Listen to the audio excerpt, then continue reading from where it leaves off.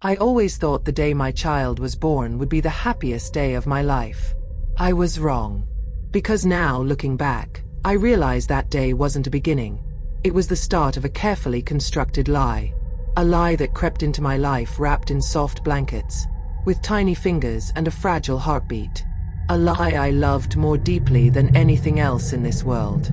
My name is Rachel, and for nearly 10 years, I've believed I was a mother to a child that was never mine. The truth didn't come crashing in like thunder. It whispered. It scratched at the back of my mind. It showed up in mismatched blood types, questions from doctors, photographs that didn't quite make sense. At first, I dismissed it. Then, I couldn't. What would you do if someone told you the child you fed, bathed, comforted through every nightmare didn't belong to you? And worse, what if it wasn't a mistake? What if someone meant for this to happen? This is my story. And it's not just about love, or loss, or betrayal. It's about a secret so dark it nearly broke me. But before I tell you how it all unraveled, I need you to know, this isn't a tale of confusion. It's a tale of deliberate deception. And the child I raised, he was never meant to be mine. I remember the moment the first seed of doubt was planted. It was something small, trivial really. We were at a family gathering, and my aunt, who hadn't seen the baby in months, squinted and said, "He doesn't have your eyes. Or Daniel's. Who does he look like?" I laughed it off. Genetics can be unpredictable, right? I mean, kids take after uncles, aunts, even grandparents. But that comment lingered in my mind longer than I expected. Then came the doctor's visit. Routine checkup. Just another milestone. But the pediatrician glanced at his file and furrowed her brow. "Is there any family history of AB negative blood type?" she asked. Daniel and I looked at each other. "No, none that we knew of." The doctor smiled and said, "It's probably nothing, just curious." But I couldn't let it go. I started researching, reading about blood types, running calculations, trying to make it make sense. It didn't. And still, I ignored it. Because what mother doubts her child is her own? It was a rainy Thursday afternoon. Daniel was working late, and I had just put the baby down for a nap. I don't know what came over me, but I found myself staring at the little DNA testing kit I had ordered weeks ago, still untouched on the counter. I had bought it, just to be sure. Just to silence that tiny voice in my head whispering, "What if?" That day, the whisper became a scream. I took the test. Hands trembling. Heart pounding. It felt wrong. Like I was betraying my own child. But something deeper pushed me forward. I needed peace. I needed answers. The wait for the results was torture. Every night, I stared at my son's face, his soft curls, his innocent eyes, and felt a wave of guilt for even questioning. But underneath that guilt was fear. A fear I couldn't shake. And then, the results came in. He wasn't mine. The air was sucked from my lungs. I reread the email at least 20 times, hoping I had misinterpreted the science. But there it was in plain text. No genetic match. Zero biological relation. I sat on the floor and cried. Cried until my eyes were swollen and my soul ached. How could this happen? Had the hospital made a mistake? Or had someone done this on purpose? I couldn't sleep. I couldn't eat. Every second was haunted by one question. If he isn't mine, then whose is he? And if I had someone else's child, where was mine? The next morning, I confronted Daniel. He was in the kitchen, casually pouring coffee like the foundation of our life hadn't just shattered. I placed the printed DNA results on the table and said in a voice I barely recognized, "Explain this." His eyes scanned the page slowly. He didn't say a word. His hand gripped the mug so tightly I thought it would shatter. "I thought I was losing my mind," I continued, tears already welling. "But I'm not. Am I? You knew something, didn't you?" He didn't deny it. Instead, he sat down, buried his face in his hands, and whispered the words that made my entire world tilt on its axis. There was a mix-up, but it wasn't an accident. My knees buckled. I gripped the back of a chair to stay upright. What do you mean it wasn't an accident? I asked, my voice shaking. Daniel took a deep breath and confessed something I never imagined I'd hear from the man I married. He had arranged the adoption.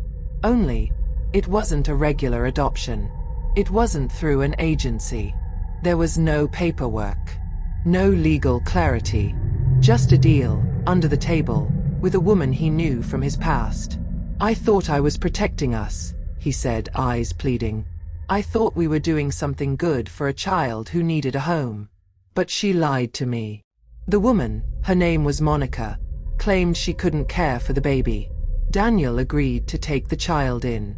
He thought we'd never know, that the past wouldn't catch up.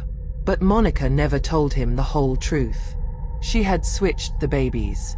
She had taken our biological son and given us another child in return, on purpose, to hide a secret of her own. I felt like I couldn't breathe. Daniel's words echoed in my ears like a haunting melody. She switched the babies on purpose. Every instinct in me screamed. I wanted to scream too, at Daniel, at Monica, at the world. But mostly, I wanted to scream for the son I never got to hold, never got to name, never got to love. My baby, I whispered, collapsing into a chair. Where is my baby, Daniel? He didn't have an answer. He shook his head slowly, shame written all over his face. I don't know. Monica had vanished after the exchange. No forwarding address. No phone number. Nothing. Daniel thought it was just part of the secrecy of the adoption, but now we knew the truth. She was hiding. And I was the one paying the price for her twisted lie. I looked at the child I had raised, Ethan. His tiny shoes by the door, his favorite stuffed elephant on the couch, the family portraits on the wall. Was it all a lie? No. It couldn't be. I loved him. More than anything. But he wasn't mine. And somewhere out there, my child, my flesh and blood, was being raised by someone else who may not even know he wasn't theirs. I couldn't let it go. So I started digging. I called hospitals, adoption agencies, anyone who could give me a lead on Monica. Most turned me away. Confidentiality laws, no records, cold responses.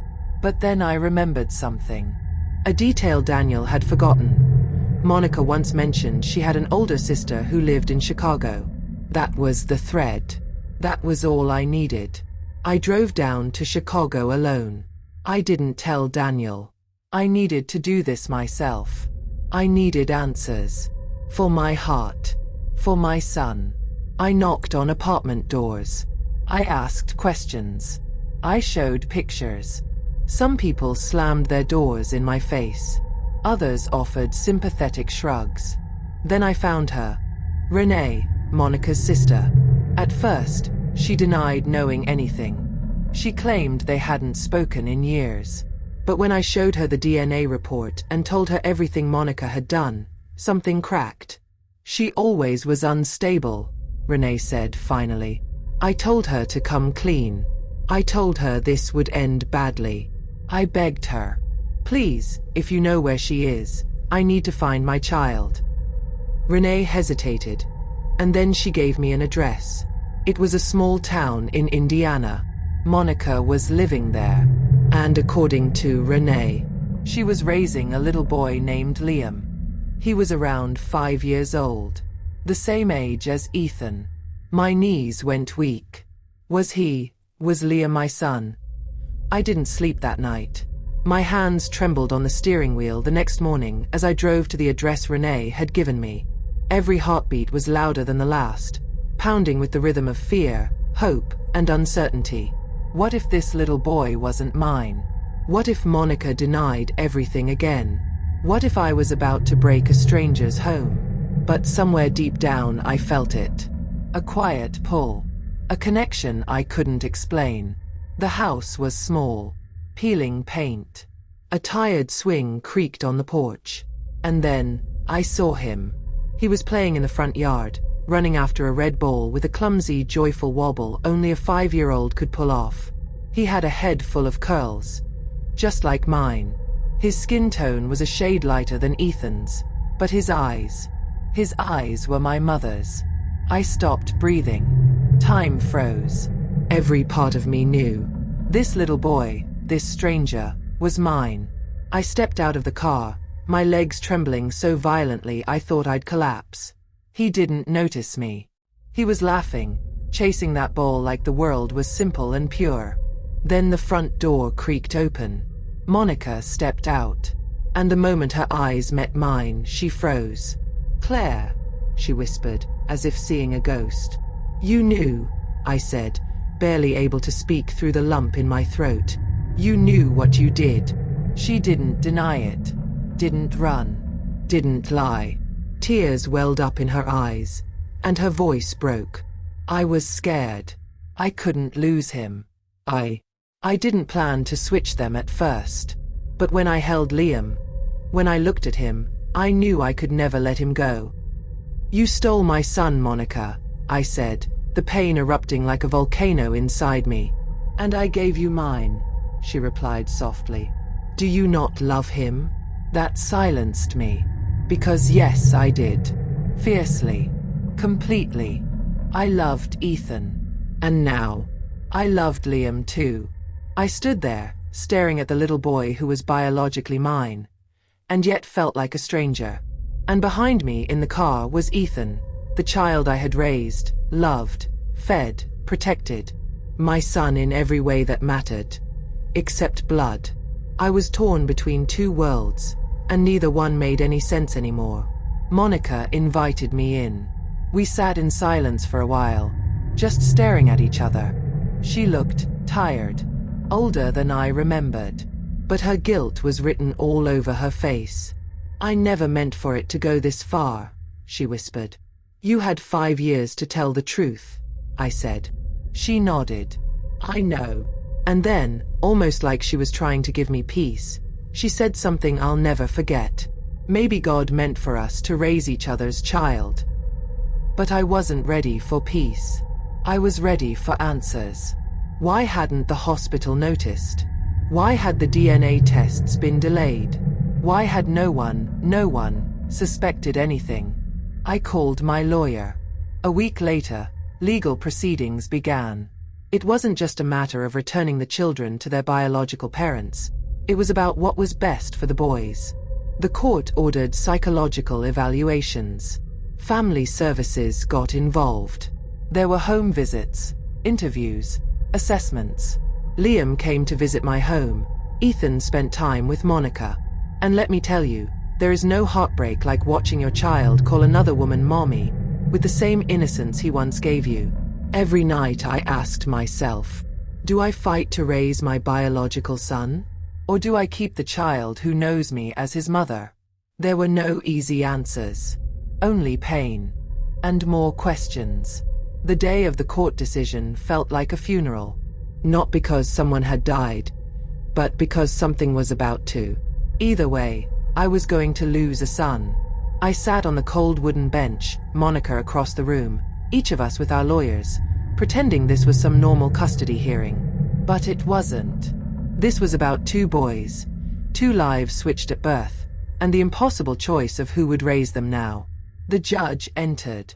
His face was kind, but unreadable. He cleared his throat and began reading the court's findings. After careful consideration of psychological evaluations, parental bonds, living conditions, and the children's emotional well-being. My heart pounded so hard I couldn't hear the next few lines. Then came the verdict.